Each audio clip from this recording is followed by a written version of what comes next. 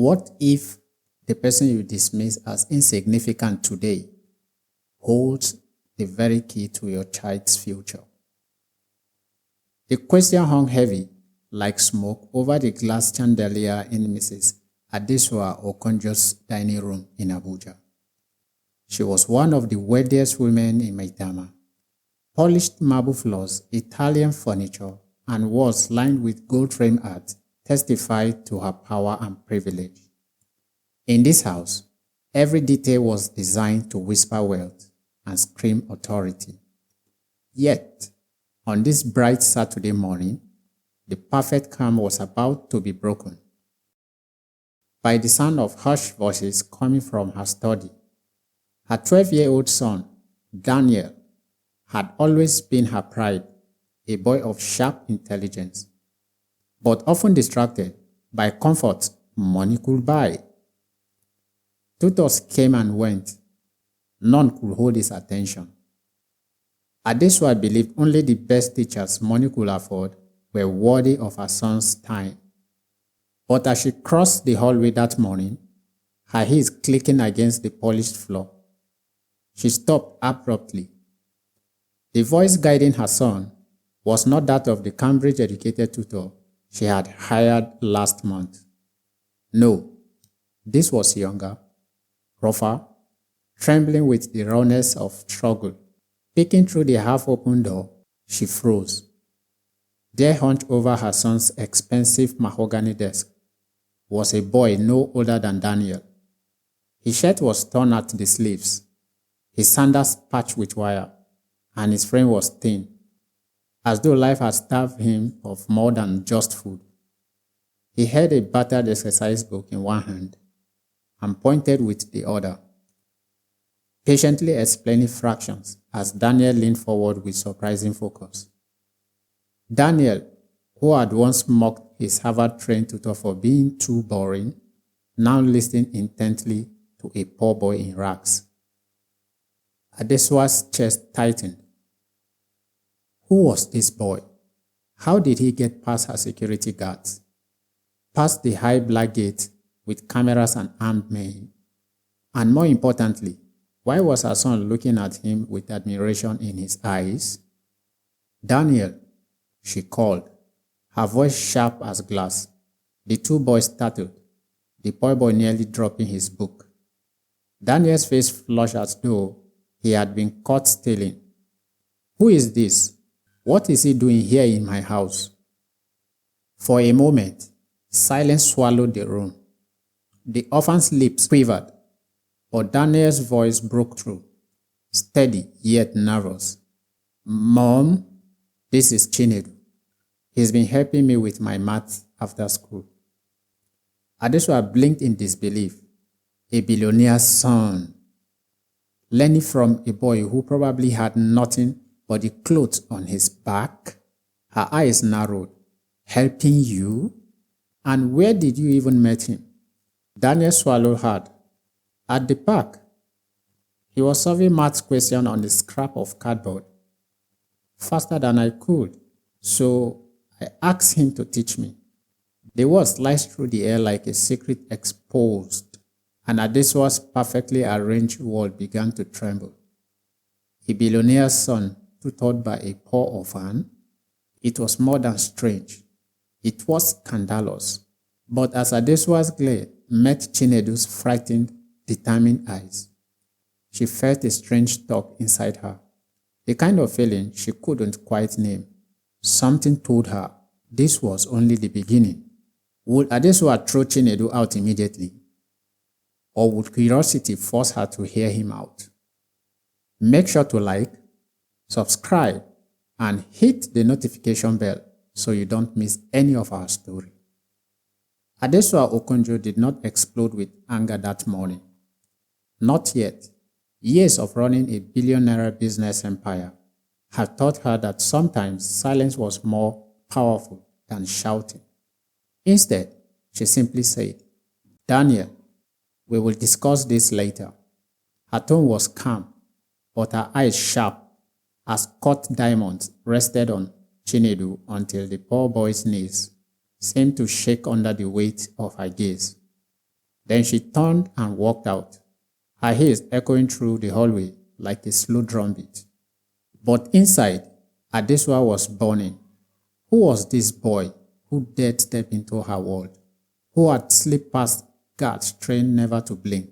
That evening, long after Daniel had gone to bed, Adesua sat alone in her study. Her phone screen glowed in the dim light as she called her head of security.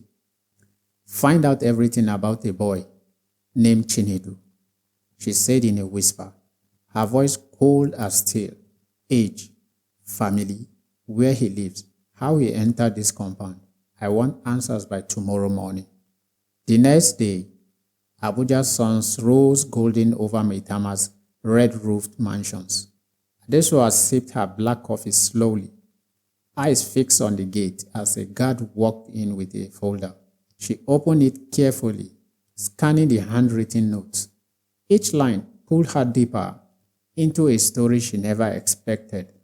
Chinedu was 15. No mother, no father, both lost in a crash along the Abuja-Lokoja road. He lived in a tiny unfinished building on the edge of Jabi, surviving by shining shoes and doing odd jobs. But what shocked her most wasn't the poverty. It was the note scribed at the bottom. Locals says the boy is a genius with numbers. He solves complex sums on cardboard scraps. He teaches smaller children for free under a tree near the market. Adesua leaned back in her chair, the expensive leather creaking. Her empire had been built on numbers, profit margins, market shares, balance sheets. And here was a boy with the gift she paid millions of naira to acquire for Daniel. And he was teaching for free? Her thoughts were interrupted by Daniel's voice at the hallway. "Mom, please don't send Chinedu away. He believes in me." The words stung her. Believes in me? When had her son ever used those words with his tutors? With her?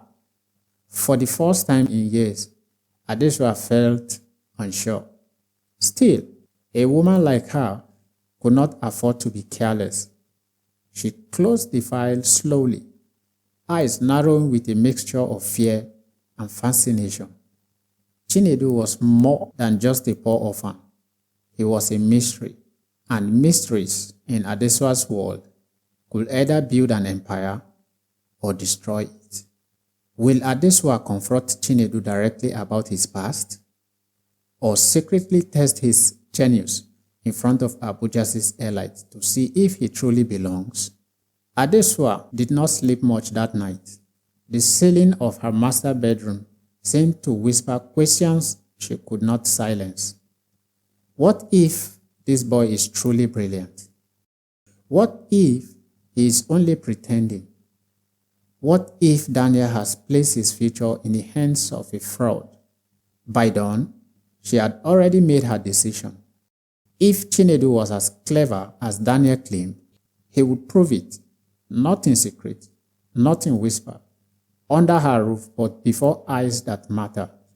And if he failed, then Daniel would see that the poor and the desperate had no place among the powerful.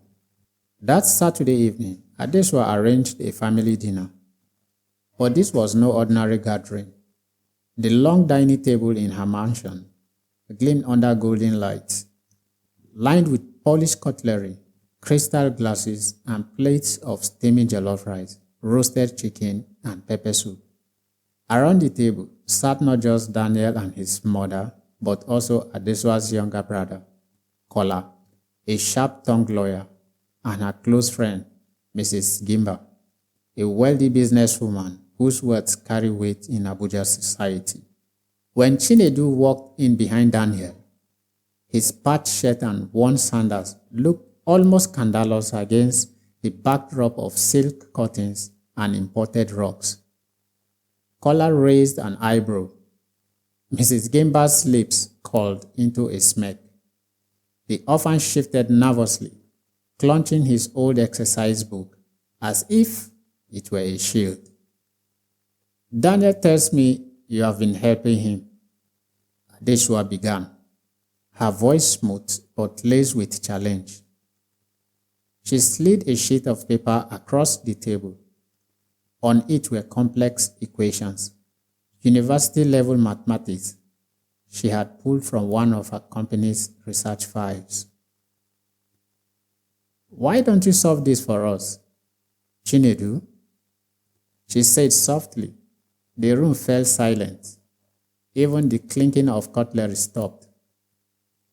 Daniel's face went pale. "Mom, Dad, quiet!" Adeshwa snapped gently, never breaking her gaze from the orphan. "Let him try." Chinedu hesitated. His fingers trembled as he picked up the pen. For a long moment, he simply stared at the page, the numbers swimming under the chandelier's light. Then, slowly, with the calm of someone used to thinking under pressure, he began to write. His lips moved silently, his brow furrowed. The seconds turned to minutes. The room seemed to shrink with every stroke of his pen. Finally, Chinedu dropped the pen and pushed the paper forward. Kola snatched it first, scanning the solution. His small grin vanished. He read it again, this time slower. Then he leaned back, eyes wide. "It's correct," he muttered. "Perfectly correct." Mrs. Gimbal reached for the paper next. Her disbelief turned into an uneasy silence. Daniel's eyes sparkled with pride, but Adeswa's expression remained unreadable. She had set a trap, expecting failure. Instead, Chinedu had turned her dining table into a stage and stunned everyone into silence. But Adeswa wasn't clapping yet, for in her word, brilliance was never enough. The true test was still to come. Has Chinedu truly earned his place, or has Adeswa already planned the next challenge that could break him? That night, after the dinner that left everyone unsettled, Adeswa sat alone in her room, staring at the city lights glittering through her window. Abuja's skyline shimmered with wealth, towering hotels, neon signs, sleek cars moving through wide boulevards. But somewhere beyond those glowing lights, she knew, Chinedu returned to a very different world. She could not shake the image of his torn shirt, the way he clutched that battered exercise book like it was his only treasure. Genius or not, no child should have to live like that. And yet, she could not trust him fully. Not yet to her. Every mystery had to be unfolded piece by piece.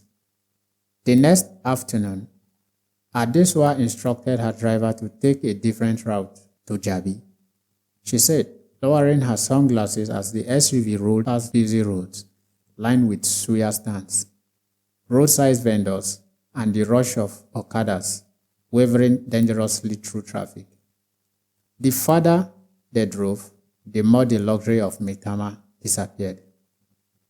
Smooth roads turned into dusty paths, and tall mansions gave way to unfinished buildings. Her driver stopped near a half-completed concrete structure. It was unpainted, its roof covered with rusted sheets, held down by stones. Children ran barefoot in the dust, their laughter mixing with the calls of market women. And there, under a neem tree, she saw him, Chinedu. He sat cross-legged on the ground. A group of younger children huddled around him. On the bare sand, he had drawn lines with a stick, teaching multiplication tables. The children repeated after him with eager voices, their eyes wide with admiration. Some had scrap of paper, others nothing at all. Yet, They clung to his every word as though he were handing them gold. Adeswa's throat tightened. She watched silently from the car, hidden behind tinted glass, as the boy she had tried to humiliate gave freely what he barely had himself: knowledge. When the lesson ended, the children scattered with shy smiles, but Chinedu did not leave. Instead, he pulled out a ragged notebook from his school bag, its cover half torn, and began scribing equations alone, his lips moving as he solved problems no one had assigned him. Then came the part that shook Adeswa to her core. A little girl, perhaps 7, approached him, carrying a single roasted corn on a stick. Chinedu smiled, broke it in half, and gave her the bigger portion before eating the smaller one himself. He had nothing, yet he shared. Adeswa gripped her handbag tightly. For the first time in years, the woman who prided herself on control felt her eyes dim with tears. This boy was not simply clever.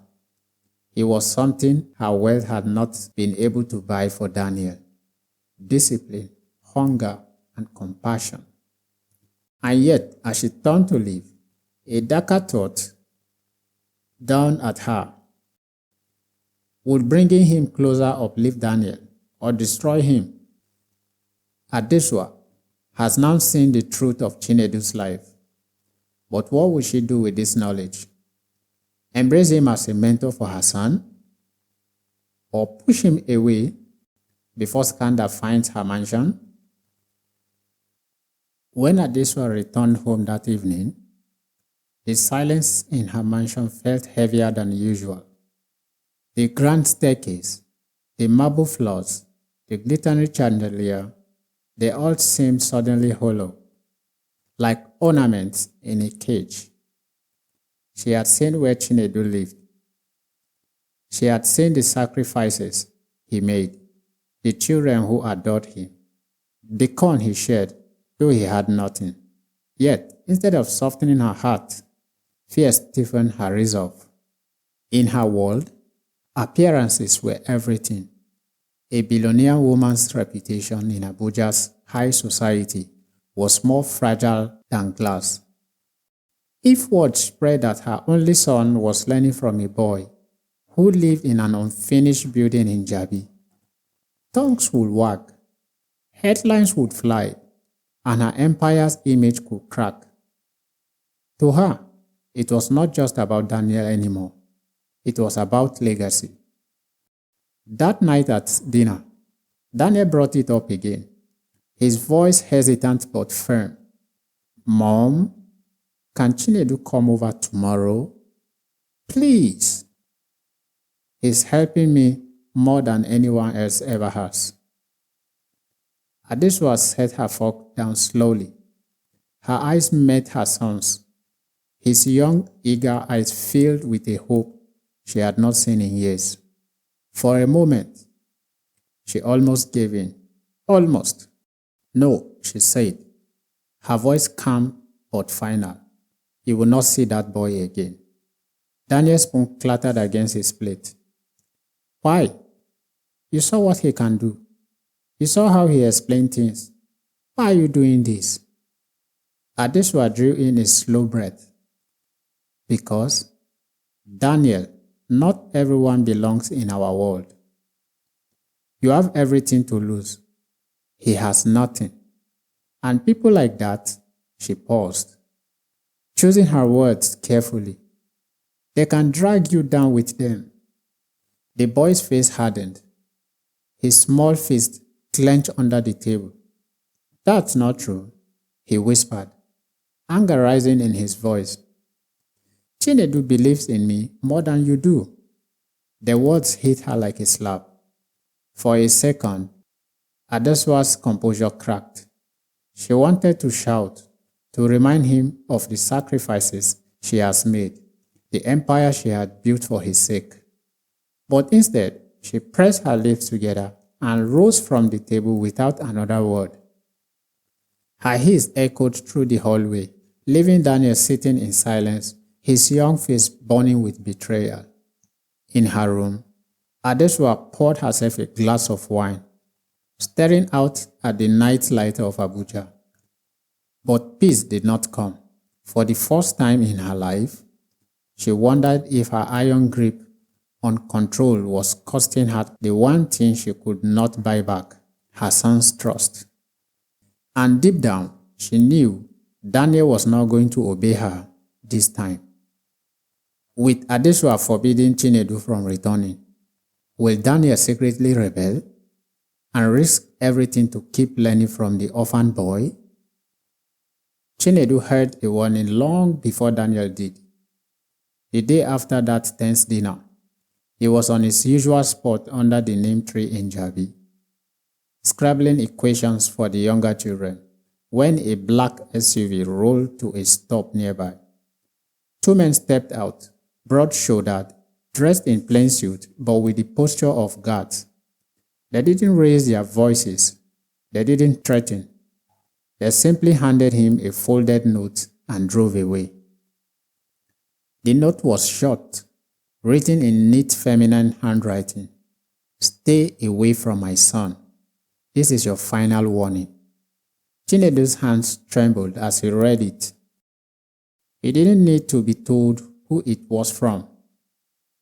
Madame Adesua Okonjo, wealthy, powerful, untouchable. He stuffed the paper into his pocket, his chest tightening. For a boy who had grown up with nothing but his pride and his stubbornness, the message cut deeper than a slap. So the next time Daniel came running to the park, his school bag bouncing against his back, Chinedu forced a smile. "Daniel, you shouldn't come here anymore," he said quietly. "What? Why?" Daniel's voice cracked with disbelief. Chinedu shook his head. "Your mother doesn't want us together. And she is right. Maybe we live in two different worlds. You have everything to gain. I have nothing to give." "That's not true." Daniel snapped, his young face flushed. "You are the only one who makes me believe I'm smart enough. Don't say that."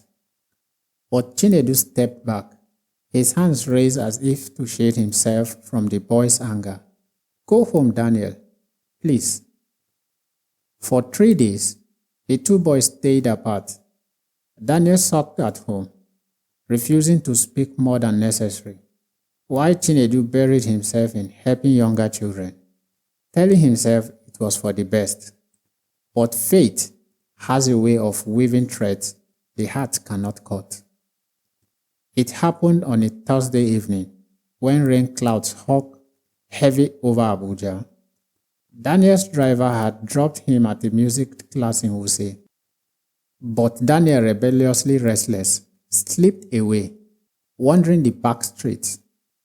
That is when he heard a commotion near the market. Raised voices, shouts, the sound of something crashing. He ran closer, pushing through the small crowd that had gathered. And there he saw him. Chinedu, cornered by two older boys, his exercise books scattered in the mud, his cheek already bruised.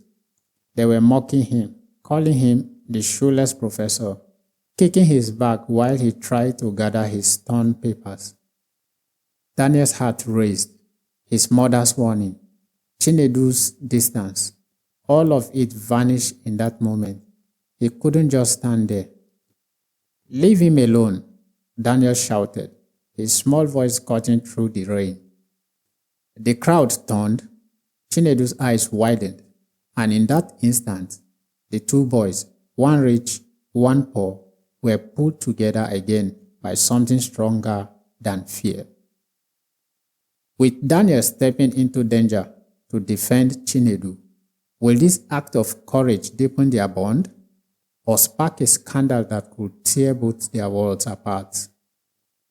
By the time the rain cleared that Thursday evening, Adesua already knew. In Abuja, secrets travel faster than traffic during rush hour. A single phone call from a concerned friend who spotted her son in the market was all it took. By the time Daniel stepped through the towering gate of their Maitama mansion, dripping wet and with mud splattered on his trousers, Adeswa was waiting.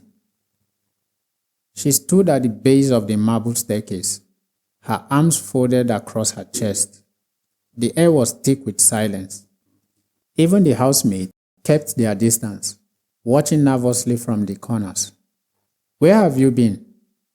Her voice was low, controlled, yet sharp enough to cut through Daniel's chest. Daniel hesitated, his eyes flickered towards the floor, then back up to his mother.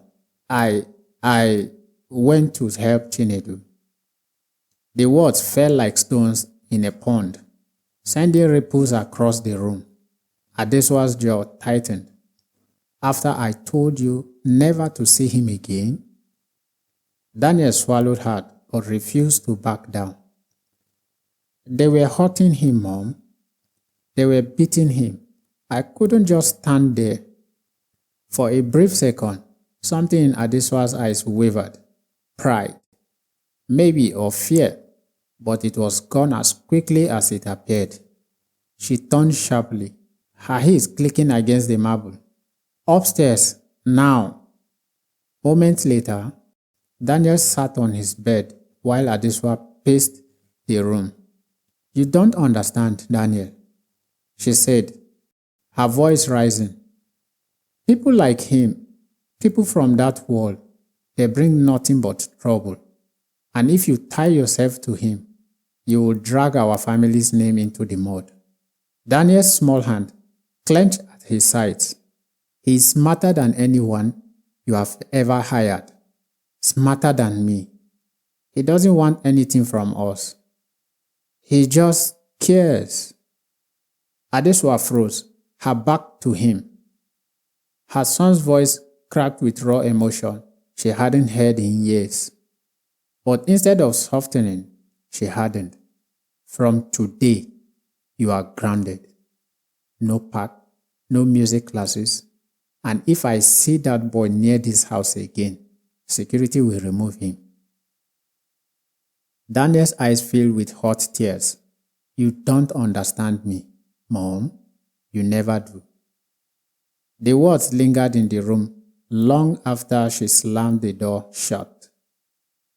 Alone in the silence, Daniel pressed his face into his pillow, his tears soaking the sheets. He had never felt so trapped, torn between the world of wealth he was born into and the one heart of compassion that seemed determined to be torn from him. Downstairs, Adeswa poured herself a drink, her hands trembling slightly. She told herself she was protecting her son, but deep inside, a silver of doubt gnawed at her. What if, in trying to keep him safe, she was breaking him instead? Will Daniel submit to his mother's strict control or secretly defy her again, even if it means risking everything?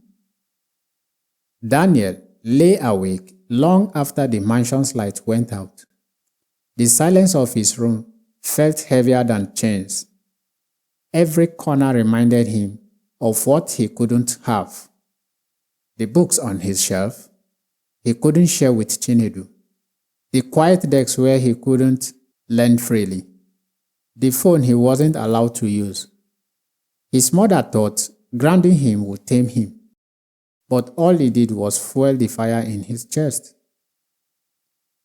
He whispered into the darkness, "I won't give up on him." The next morning, Daniel forced himself to move through the day like nothing was wrong. At breakfast, he quietly spooned his cornflakes while his mother scrolled through her tablet.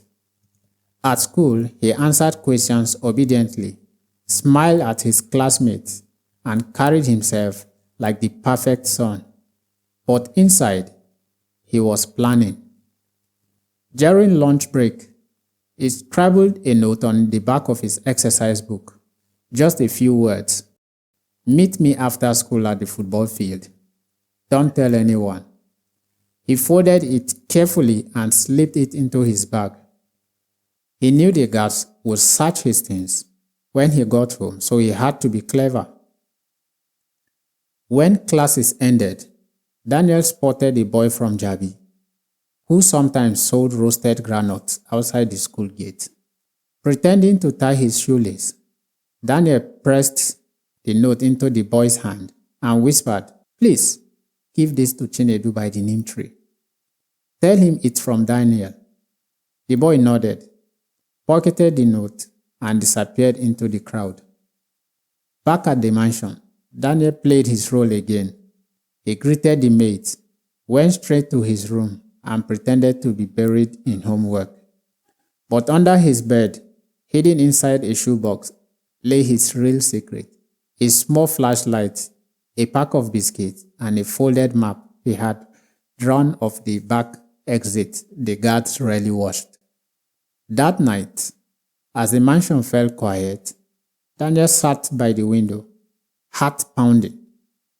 He had set the plan in motion. If Chinedu received the message, their meeting would be tomorrow. But if his mother discovered it before then, Daniel didn't even want to imagine the storm that would follow.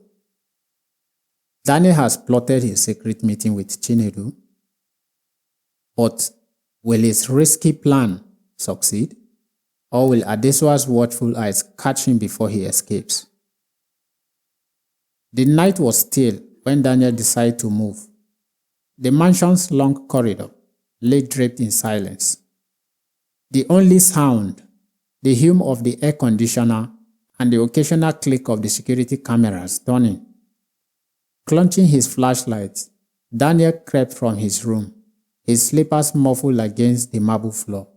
His heart raced as he reached the back staircase, the ones the guards never watched closely. He had almost made it. A heavy metal gate leading to the service exit was in sight. Just a few more steps, and he would slip into the night toward Jabi. His fingers were already brushing against the latch when a voice froze him in place. Going where? Daniel spun around. At the top of the staircase, Adeswa stood in her silk nightrobe, her face half shadowed by the dim light. In her hand was a phone, its screen glowing faintly. Behind her, two security men waited silently, their eyes fixed on Daniel. "Mom," Daniel stammered, his throat dry. I was just... "Don't lie to me." Adeswa's voice was soft, but it carried the weight of thunder. She descended the steps slowly, her eyes never leaving him. "You were going to him after everything I said, after everything I've done to protect you. You still choose to betray me?" Daniel's chest tightened. His voice cracked as he tried to explain. "I just wanted to see him. He believes in me, Mom. He makes me feel like I can do something on my own, not just because of your money." The words landed heavy between them. For a moment, Adeswa's face flickered, hurt, angered, maybe even fear. But then her expression hardened. She nodded at the guards. "Take him back to his room. From tomorrow, his movements are restricted. No school without supervision. No visitors. No freedom until he understands discipline." "Mom, please." Daniel's cry echoed as the guards gently but firmly steered him back toward the staircase. He twisted, trying to free himself, but his small frame was no match for their grip. "You don't understand. He's not trying to hurt me. He's trying to help." Adeswa turned away, her robe sweeping behind her as she walked back up the stairs. Although her back was to her son, her eyes were glassy, her heart heavier than she would admit. For the first time, Daniel didn't see her as just a mother. He saw her as a jailer. And for the first time, Adesua wondered if she was slowly losing the one person she was fighting so hard to protect. Daniel has been caught and confined. But how long can Adesua's iron grip hold before her son finds another way, or before Chinedu himself steps back into their world? The next few days felt like a prison sentence for Daniel. His phone had been confiscated, his laptop locked away. Guards shadowed his every move. Even when he stepped into the garden for air, the silence of the mansion, once comforting, now pressed down on him like chains. Adesua believed she had sealed every door, but she underestimated her son's determination. Daniel's mind churned restlessly, searching for cracks in her fortress, and then one evening he found one. It was a kitchen maid, young, quiet, always in the background. She had served Daniel since he was a boy, carrying trays into his room without fuss. That night, when she slipped in with his dining tray, Daniel leaned closer and whispered, "Please, can you do something for me? Just one thing. No one has to know." The maid's eyes widened, darting towards the camera in the corner. Daniel quickly scribbled the back of his notebook paper, folding it into a small square. His hands trembled as he pressed it into hers. "Take this to Jabi, to Chinedu. Tell him it's from me. Please, I will never forget this." The maid hesitated, fear wearing with loyalty. Finally, she slipped the note under her apron and nodded. "I will try, Daniel, but if Madame finds out..." "She won't," Daniel whispered. "She mustn't." That night, as he lays in bed staring at the ceiling, Daniel's mind buzzed with both dread and hope. He knew the message might not reach its destination. He knew the maid could be caught, but he also knew something more dangerous. If it did reach Chinedu, the chain of fate binding their lives would only tighten. Meanwhile, outside the gates of Maitama, a storm brewed. The note was on its way, and Adesua, for all her vigilance, had no idea that the walls she built so carefully were already cracking. The secret message has left the mansion. If Chinedu receives it, he will be forced to choose: stay silent and keep Daniel safe, or respond and risk everything. Adesua never trusted silence. To her, silence meant something was being hidden. The following morning, as she walked through the grand hall of the mansion, heels clicking against polished marble, she felt it, the shift. The air wasn't the same. The staff avoided her gaze, their movements a little too rehearsed, their smiles just a touch too stiff. She stopped by the kitchen. The young maid who had served Daniel the night before nearly dropped a tray when their eyes met. Adesua's gaze lingered on her, unblinking. "Did you sleep well?" Adesua asked softly, her tone warm but laced with quiet menace. "Yes, madam, very well," the maid stammered, clenching her apron. Adesua leaned closer, her perfume sharp, suffocating. "I hope you remember that loyalty is only not paid in salaries, but in silence. Disloyalty, however, is always found out, always." The maid swallowed hard, nodding too quickly. Later, in her private study, Adesua poured herself a glass of wine and let her thoughts wander. Daniel had been too quiet, too compliant. He had the eyes of someone carrying a secret. She tapped her glass against the mahogany desk. The sound sharp in the quiet room. "Someone," she muttered under her breath, "is helping him." She ordered the head of security to check the kitchen staff's movement for the past 3 days. Discreetly, cameras, phone records, unexplained errands. She wanted every detail. That evening, when she passed Daniel in the hall, she stopped him. He froze under her stare. "Remember, my son," she said slowly, "this house has eyes. Even when you think you are clever, I will always know." Daniel forced a smile, but inside, dread coiled tighter around his chest. He didn't know if his message had made it out yet, but one thing was certain. His mother was already hunting for the crack he had created. And if she found out, someone in the house would pay dearly. Adeswa's suspicion has locked onto the household staff, while Daniel waits in fear. If she uncovers the truth before Chinedu gets the note, the fallout could be brutal. Make sure to like, subscribe, and hit the notification bell so you don't miss the part 2 of this story.